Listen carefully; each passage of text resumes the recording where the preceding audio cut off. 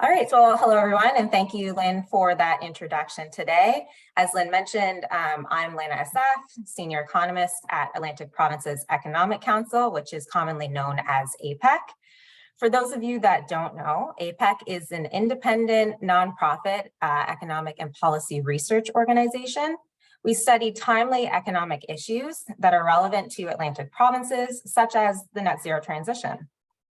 The title on this slide, Implications for Atlantic Canada's Economy in the Pursuit of Net Zero Emissions, is the title of our current 3-year net zero research series.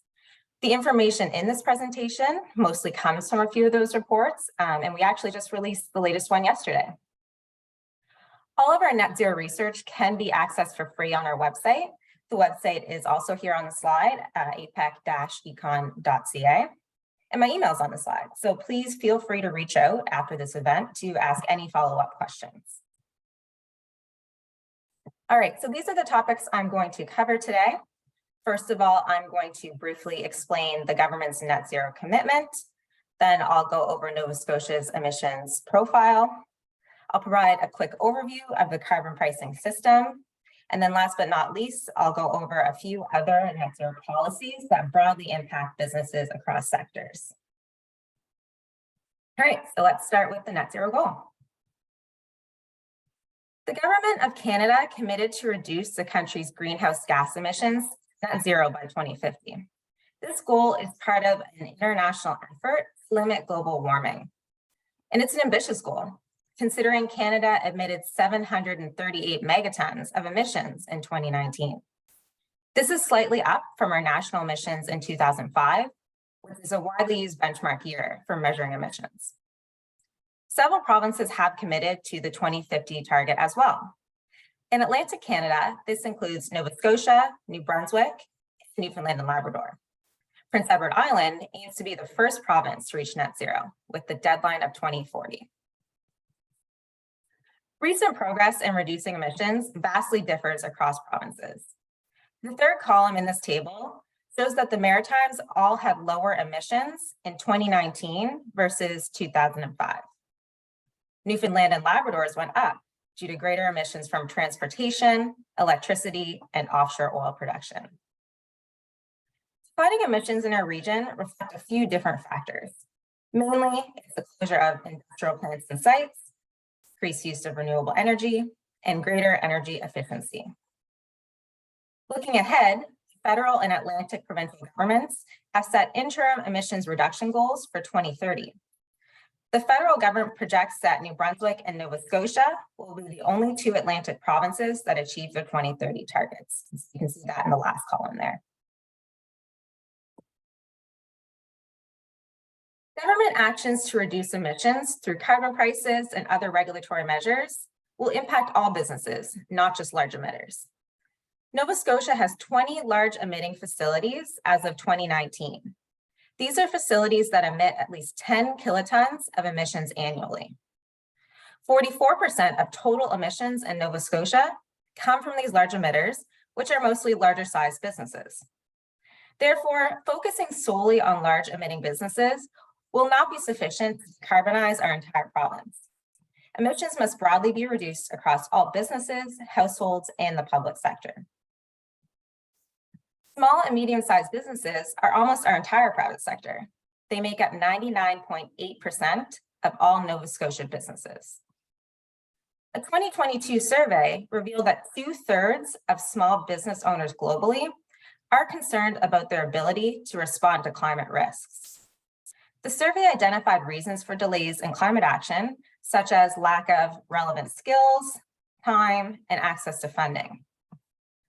APEC has also identified several barriers impeding Atlantic firms' ability to adopt clean technology.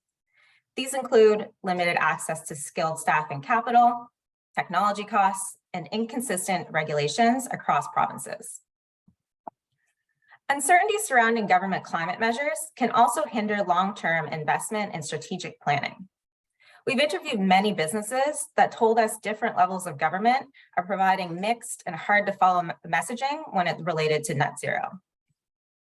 So this is where APEC's research comes in. We're really trying to help Atlantic businesses and governments better understand the economic opportunities, challenges, and risks of the transition to net zero emissions.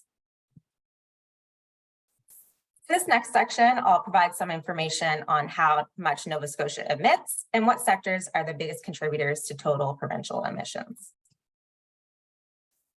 Nova Scotia's contribution to national and global emissions is quite minimal. Our province's total emissions is 16 megatons, which is only about 2% of the national total.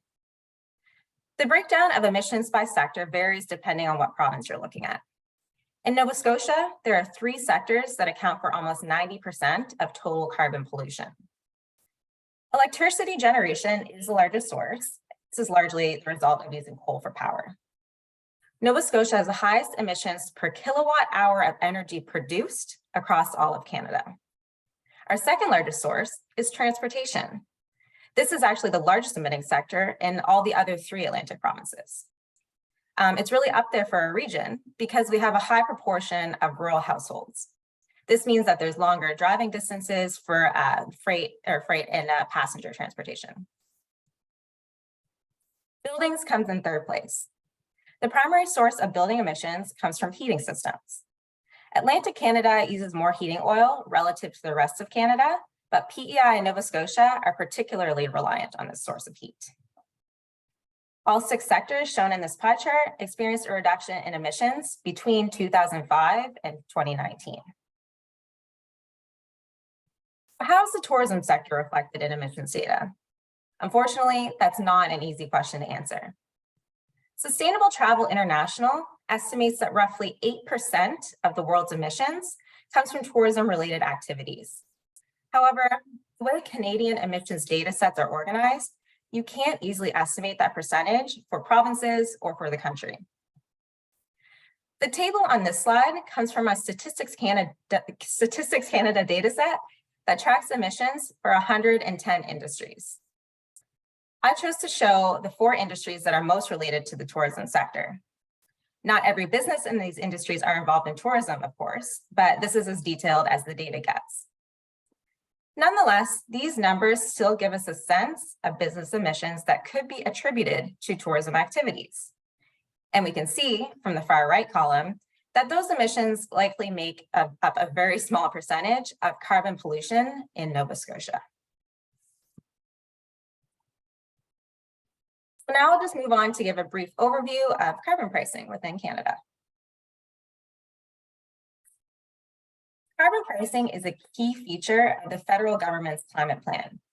It is 2 parts. There's an output-based pricing for emissions-intensive facilities, and then the fuel charge for everyone else, with some exceptions. The minimum national price of carbon is $65 a ton in 2023. It will rise $15 a ton annually until reaching $170 a ton in 2030. The federal government hasn't stated what prices will be past 2030. The federal carbon pricing system is a backstop. So that means that provinces and territories can implement their own system if it meets minimum standards, or else they must use the federal version. Nova Scotia implemented its own output-based pricing system starting in January 2023. I won't get into the details of that system because it doesn't apply to most, if not all, of today's webinar attendees. It's only mandatory for facilities that emit at least 50 kilotons of carbon a year. Nova Scotia will be subject to the federal fuel charge, commonly known as the carbon tax, as of July 2023. This is a regulatory charge on fossil fuels like gasoline, home heating oil, and natural gas. It applies to fuels used by individuals and businesses, but there are some situations where the charge does not apply. For example, fuels used at a facility that's subject to output-based pricing. Also, farmers and fishers that meet certain conditions may also not have to pay the charge. The charge varies depending on the carbon content of the fuel and will increase annually until 2023 in line with the carbon price at large. So for gasoline, the charge will increase from 14 cents a liter in 2023 to 37 cents a liter in 2030. The federal carbon pricing system is revenue neutral. All proceeds are returned to the jurisdiction where the emissions were emitted. About 90% of the fuel charge revenue is rebated to households through quarterly checks from the Canada Revenue Agency. The amount you received mainly depends on the province and the household size, not how much you spend on fuels. The remaining 10% of revenues is distributed to certain businesses, farmers, and Indigenous groups. The purpose of carbon pricing is to reduce demand for carbon emitting goods. For example, increasing the price of gas can encourage individuals to switch to an electric vehicle or take public transit. But the fuel charge is an effective behavioral tool only when it is sufficiently high enough and other transport options are available. It may not work as intended in areas with reliable and efficient transit, if electric vehicles are unaffordable, or if charging stations are not widely accessible, just to give some examples. Fuel charge raises concerns for lower income groups and seniors on fixed income, as they have less financial capacity to afford higher prices. However, analysis from the Smart Prosperity Institute shows that most low-income households are actually in a better financial position under federal carbon pricing due to receiving the quarterly rebates. Neither the federal nor Atlantic climate plans contain projections for emissions reductions that can be attributed directly to carbon pricing. The Parliamentary Budget Officer, the PBO, estimates that it could lower Canadian emissions by 96 megatons in 2030 versus 2005. This is equivalent to a decrease of 14% between those 2 years. The impact of carbon pricing may be negative on the economy.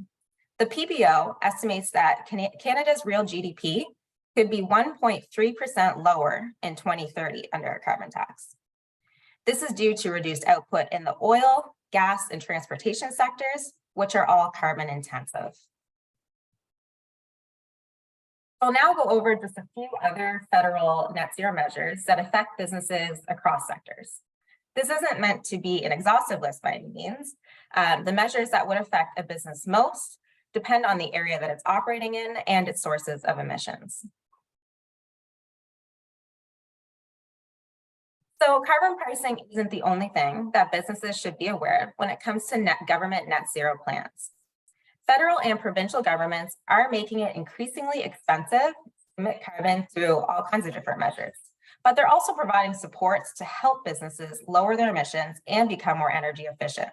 I believe Spencer will talk about some of those supports in his presentation.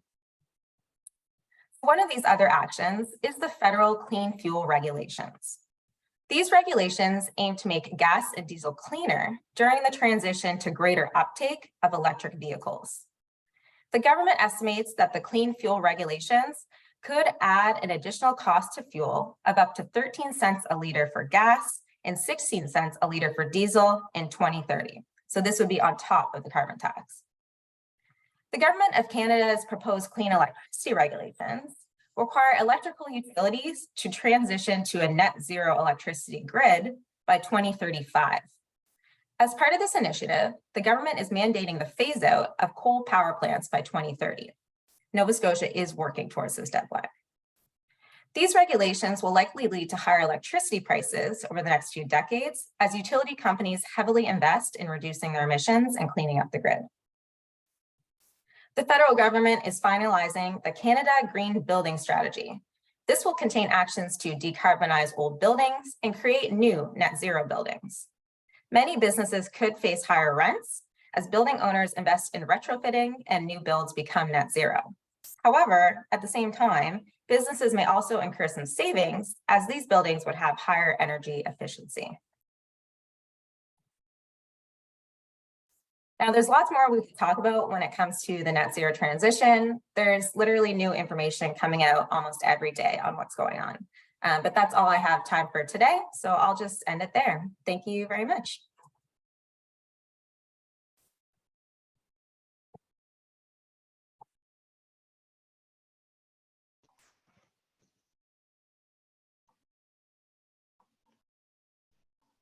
Thanks for that presentation.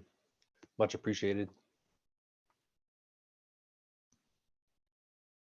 I think Lynn's just getting my presentation queued up. Appreciate that.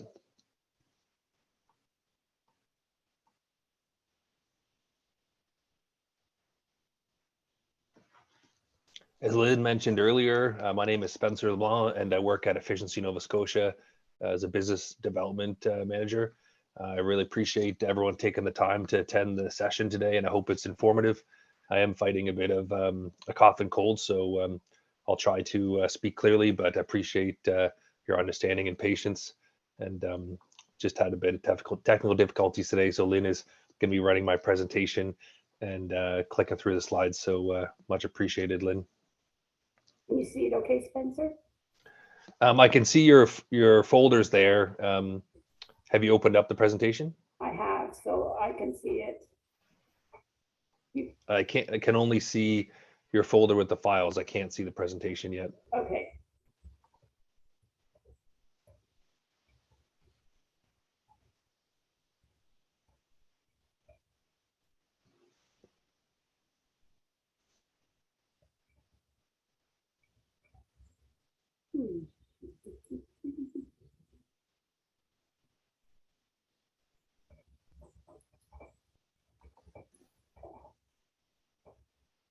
All right. Can you see it now? No, I can just see your name.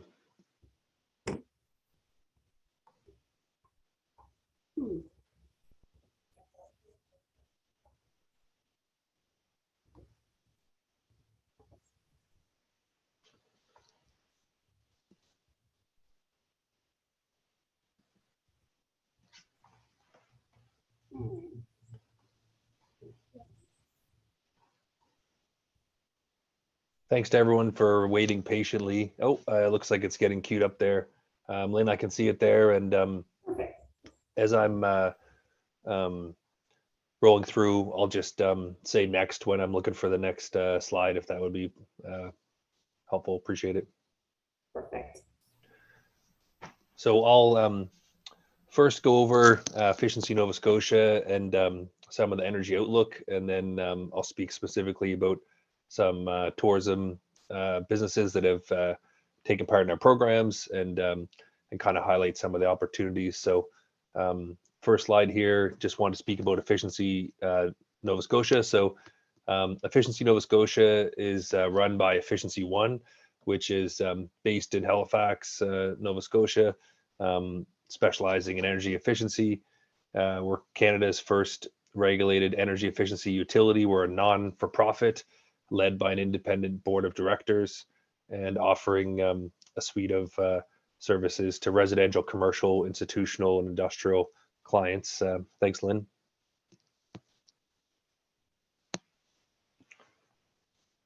So as I said, we've got programs running through all residential and nonprofit and what have you.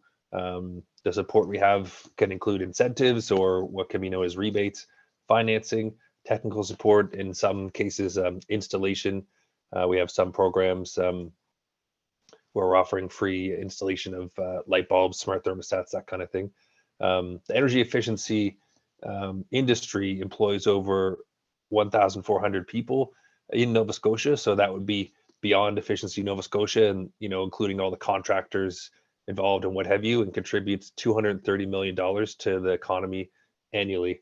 Next slide, Lynn. So just quickly speaking about how we operate, we have the ratepayer funding, so that's coming through Nova Scotia Power, and then we also have government funding, and so that equals our total funding sources.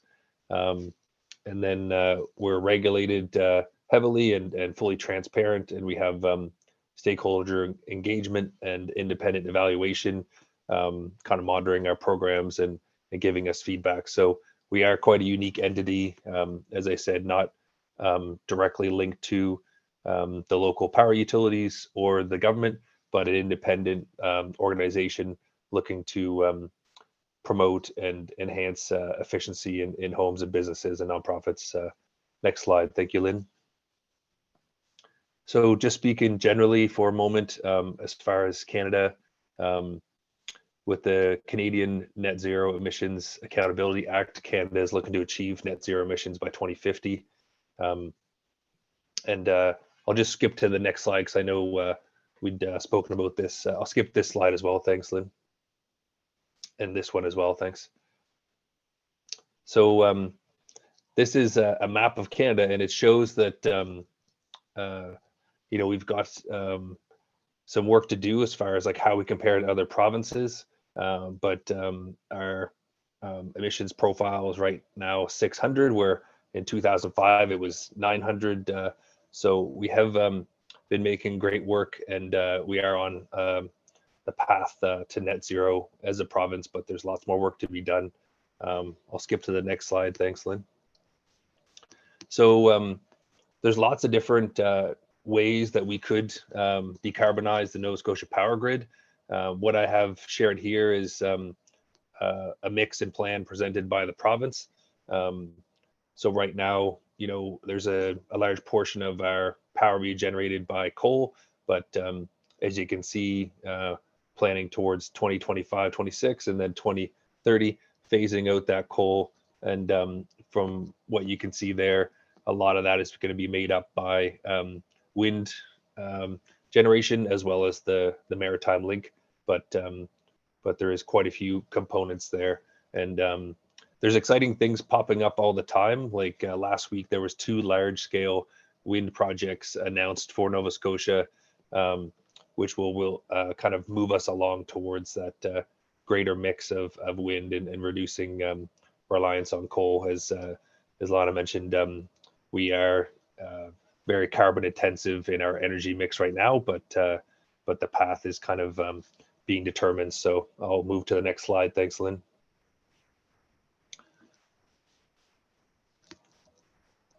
So we are looking to reduce greenhouse gas emissions as a province by 53% below 2005 targets to 2030, and it is going to be quite a challenge, but there is like options and different plans being presented.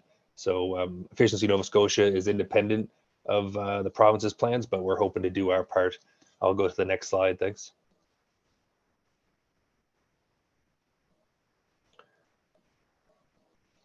So a couple of things. 80% of Nova Scotia's energy is to be supplied by renewable energy, and coal to be fully phased out by 2030. 30% of the vehicle sales by 2030 are to be zero emission vehicles. A couple other provincial targets are to conserve at least 20% of total land and water mass, and to reduce solid waste disposal rates to no more than 30 kilograms per person per year by 2030. Next slide, thanks. So a couple of highlights as far as Nova Scotia and what we've accomplished to date. We're the first province to require energy efficient LED streetlights. So that saved less than half the energy of traditional lights. Estimated annual savings would be 18 million, and reduced greenhouse gas emissions by more than 30,000 tons annually. We have more wind power in our mix than 8 other provinces. And as I mentioned, that is increasing all the time with those 2 large projects being announced last week. More than 120,000 Nova Scotians have heat pumps in their homes. And of those, 100,000 use heat pumps as their primary source of heating. In the last 5 years, Efficiency Nova Scotia's work has helped roughly 60,000 Nova Scotians reduce their reliance on oil. So I'll go to the next slide, thanks. So speaking about Halifax municipality, they have their own specific goals, and I thought I'd just run through those. As you can see, they're quite ambitious, moving towards net zero new construction by 2030, retrofit all existing buildings by 2040, expand district energy and renewable energy. By 2030, all new vehicle sales are electric, achieve net zero municipal operations by 2030, and achieve net zero water and wastewater operations by 2030. So some very aggressive targets within the Halifax municipality, and hopefully that'll be kind of an example for the rest of the province. But it is going to be quite a target to work towards and a lot of work to get to those targets. So I'll switch to the next one. And in summary, for the energy profile, all existing buildings in the province will need to have some retrofits to move towards the net zero targets.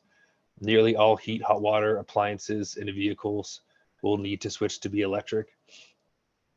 All new construction will either have electric heating and ventilation, air conditioning, or district energy or biofuels.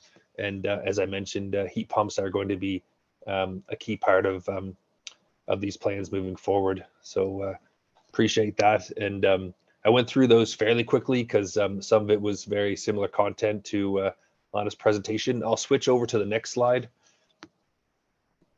So I'm going to speak now about Efficiency Nova Scotia's programs and support. We do have quite a few programs that offer support for, so if I could go back, Lynn, thanks. So just speaking about our programs, we have 3 core programs that support businesses and the tourism industry. So we have our small business program specifically for any tourism or businesses that are having an average monthly power bill under $3,800. So a lot of businesses throughout the province can make use of our small business program. It is a pre-approval program, so we'd want you to reach out to us before you move ahead with anything and submit your project for us to review. The support currently through our small business program for lighting and heating projects is up to 80% of the cost. So it's really significant support. It is based on the energy savings, so the rebates fluctuate from project to project and business to business. But for heating projects in particular, we've seen really high level of support, and that's extra support that was increased through the pandemic and is still carrying forward through to this year. Another program we have is our business energy rebate. So that's offered to businesses of any size and is very specific, easy to know rebates for lots of things, including heating, lighting, pumping, fans, etc. So the process to gain those rebates is quite simple. Some are instant rebates for lighting and pumping. Others, there's an application required, but we'd be happy to help you with those rebates. And then our other core program for businesses is our custom program. So maybe you have a large scope business, and you're looking to optimize the business. Like if you have monitored systems, or you're looking to retrofit and upgrade certain parts of the business that wouldn't fall under our standard business program, then we can look at it and we'll kind of help predetermine the particular energy savings of the project and determine a rebate that we can offer, an incentive we can offer. We also have support for new construction, and I'll speak about that a little more further down the line, but just wanted to highlight some of these core programs, and that no matter if the business is quite small, like a 3 or 4 bedroom B&B, or a large hotel or resort, we have support and are looking to work with you. So I'll move to the next slide. Thanks, Lynn. So I wanted to highlight a couple businesses as part of my presentation. This business, the Old Orchard Inn, decided to work with us initially on a lighting project, and then continued to work with us over a number of years, upgrading their heating to heat pump systems and including HVAC controls. There's fantastic support for HVAC controls that can optimize and increase efficiency of heat pump systems in tourism businesses. And then as kind of icing on the cake, they installed solar panels, through our support as well. So they were able to see, a reduction in their utility bills and increased comfort and atmosphere, with the new lighting and the year-round comfort of the heat pumps. It was the kind of support we'd like to provide to a lot of tourism businesses. So I wanted to highlight this this partnership we had. So I'll go to the next slide. Thanks, Lynn. So just wanted to highlight one of our programs, business energy rebates. So I mentioned there is popular rebates for lighting and heating, and the lighting rebates are often instant rebates. So that would be through participating lighting distributors and kind of no paperwork needed. Whereas heating and other rebates like pool pumps and ventilation and what have you would be like an application based. But these rebates are open to businesses of any size, whereas our small business is particularly for businesses with a monthly power bill less than $3,800, or our custom program for those larger businesses looking to undertake larger retrofits. I'll switch to the next slide. Thanks, Lynn.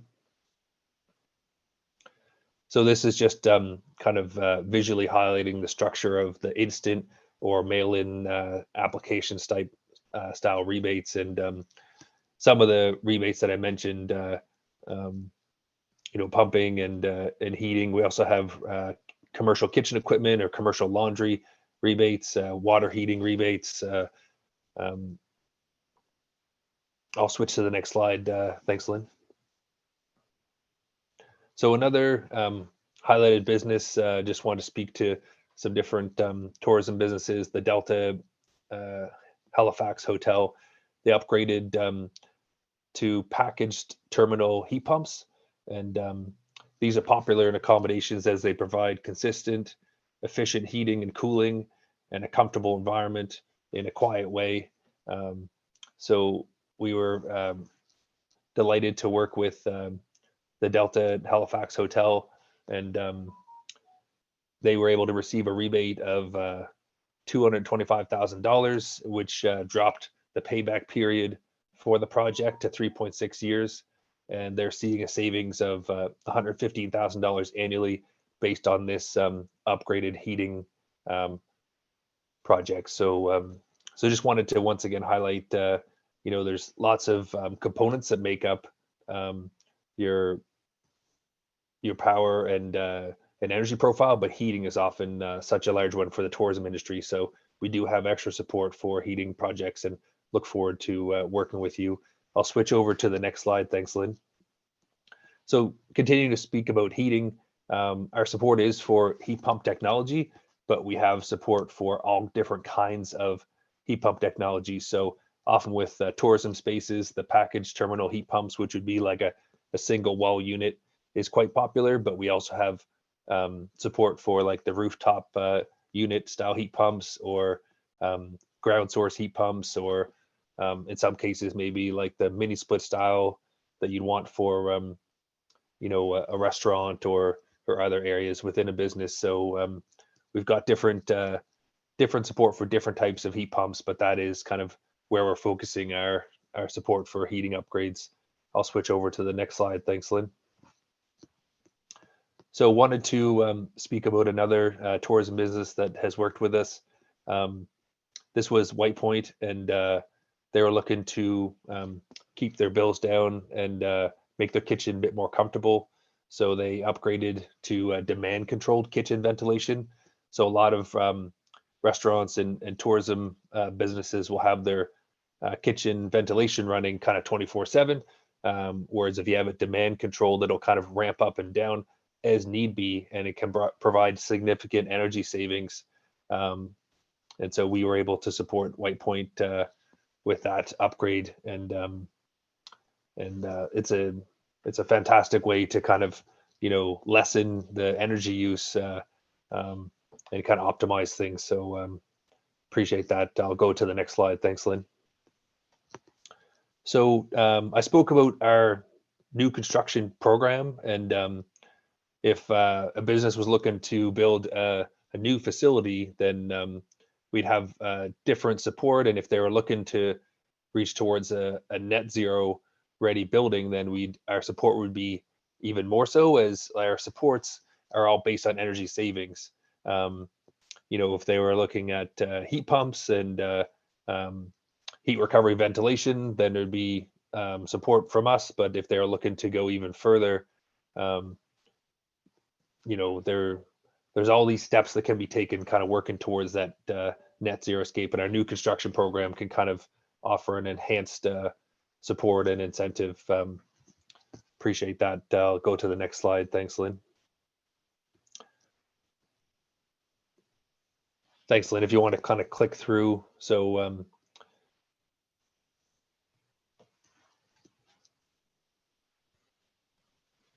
perfect. Okay.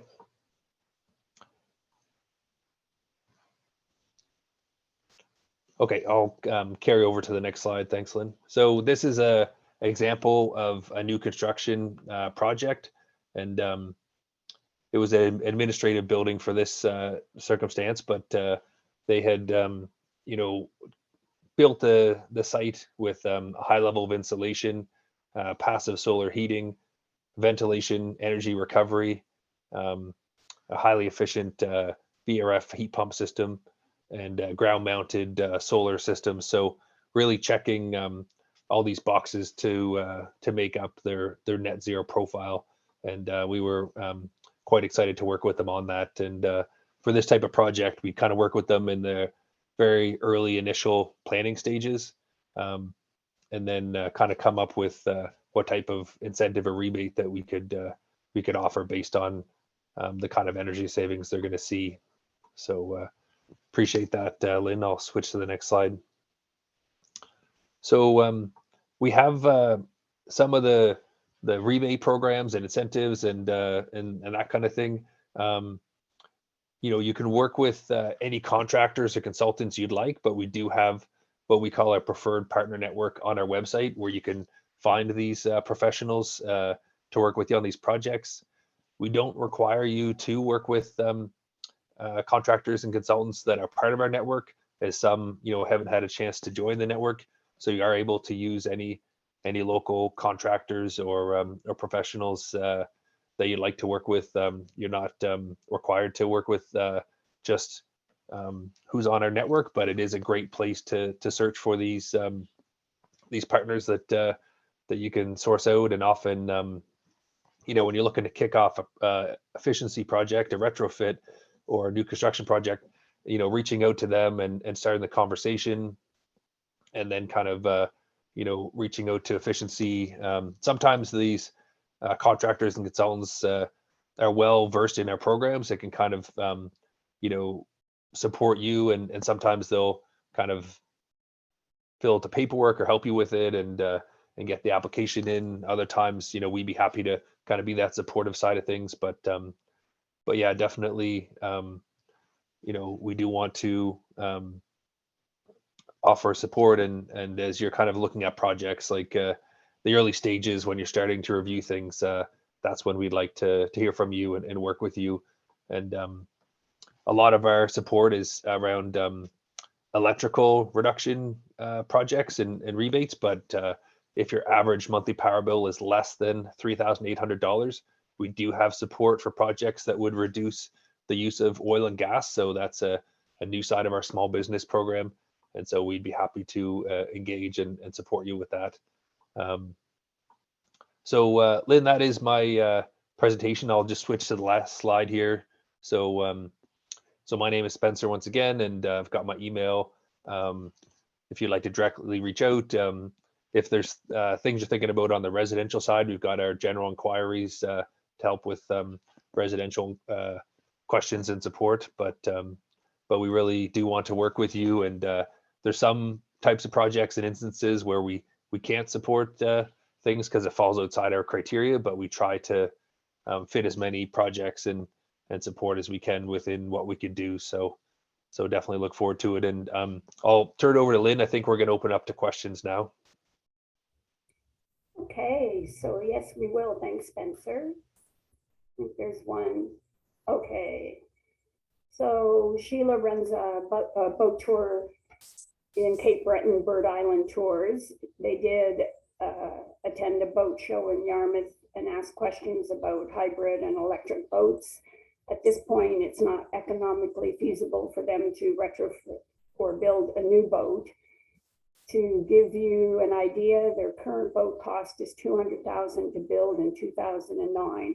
The first hybrid tour boat in Canada, built for ambassadors in Halifax, Halifax cost over 500 million in 2020, deep sea fishing boat. How is this going to change? We have yet to see any funding available for small tour operators like such as themselves. Do you see this changing in the future?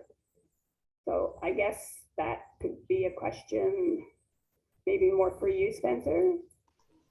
Yeah, I'd be happy to chip in. So we are funding based, and at this time, we don't have any funding for like electric vehicles or for say boats or other forms of transport. I'm hoping that that will change, and there's a chance that we'll be part of that conversation and part of the kind of incentives moving ahead. Just thinking about like electric vehicles, right now we have one small offering for apartment buildings that are looking to install electric vehicle chargers, but that's the only component that we have for electric vehicle charging stations. So it doesn't fall under other commercial buildings or tourism or what have you. So I would say, you know, if we're moving towards the goals we have for 2030 and 2050, we will need some extra supports and incentives. But I don't have eyes on kind of when those will come through or to what capacity. But definitely, you know, I think it will be needed. You know, that's just my personal opinion. As you said, some of the costs for these types of changes are heavy investments. So I'll be quite keen to see, and I think that yeah, if Lana wants to chip in at all, but yeah, unfortunately, we don't have any direct involvement at this time, but I hope we will in the future. Yeah, I could just add a couple thoughts to that. So we do have a report coming out that's going to be called The Economics of Greening Your Business. And in doing the research for that report, APEC spoke to over 40 business leaders, academics, governments to kind of understand like the potential for green investments for businesses and like what are the barriers they're facing, like why are they not investing even if they want to. And that was a common concern that came up, is that businesses are interested in going green. They want to lower their emissions, but the upfront cost is just too high right now, and the rate of return isn't there for them to do that. So one of the recommendations that we do have in our report is that, yeah, governments do have a role. They can kind of step in where this is very early days in the transition, and supply chains and clean technologies and their supply chains are just not fully matured yet. They're not fully developed. So as they do mature and kind of more businesses come online and start developing these things, the cost of the investment we would expect to go down. That's what we've seen in other types of technology as they mature. But yeah, in the meantime, it's quite expensive, and so there needs to be some sort of support available for people to be able to start making this transition sooner rather than later if we want to meet the goal. That's great. Thank you, Lana and Spencer. Do we have any other questions?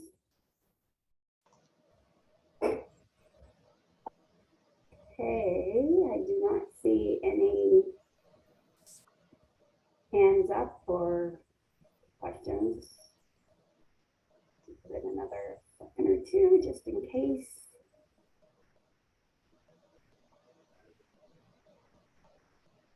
All right, I'm going to say that there are no more. Oh, nope. See, are there any carbon management companies in Atlantic Canada? What do you mean by carbon management? Could you define that a bit? Stacey?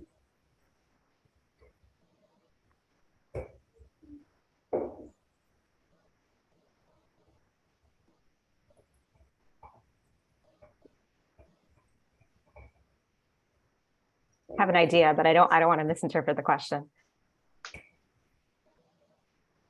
Okay, just waiting for some clarification. Where payments to offset can be made. That no. So I guess, yeah, I was thinking that you're asking something a little bit different. That I'm not entirely sure. The best place or best entity to ask, I guess, would be the federal government, to email Energy and Climate Change Canada, or the provincial climate change department as well. They would be able to direct you into where and how you can do that. Thank you. And John, at the end of Spencer's report, he mentioned some businesses can get help on moving off of fuel, but had to be under a certain monthly electrical usage. I didn't catch what that monthly amount was. Spencer, do you know off the top of your head? Sure, yeah, happy to. Thanks, John. So we're hoping for funding to support what we call non-electric, so moving from the use of oil and gas towards efficient electric systems. Right now, we have funding specifically for what's defined as small businesses in our programs, and that would be if your average monthly power bill is below $3,800, or the annual electrical usage is below 350,000 kilowatt hours. So we can easily look that up once we know the site address, and I'd be happy to chat with you offline, John, to see if there's a property or different properties that you're managing that might fall under that. If the property's usage is above that, then we're only able to help with projects that would save electricity at this time. We are hoping that support to move away from oil and gas is expanded beyond small businesses, but it is kind of based on our current funding structure. So we're definitely excited to have that funding for small businesses, but it's kind of just specific to that sector. So I hope that answers the question, and I'd be happy to chat offline or answer any other questions. John, I can forward Spencer's contact information to you if you didn't catch it when he had it up on the screen. Just see if there's any last questions.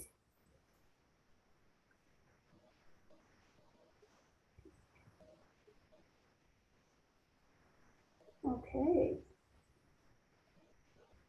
Going once, going twice. All right, I think we are good. Okay, so on behalf of TIANS and industry, I'd like to thank Lana and Spencer for joining us this morning. We will be sending out a link to the new carbon pricing structure based on fuel type, which has been provided to us by CRA, Fuel Charge Unit, Excise Duties and Taxes Division. There's a long one for you. We have recorded this session and we'll make it available early next week on our YouTube channel.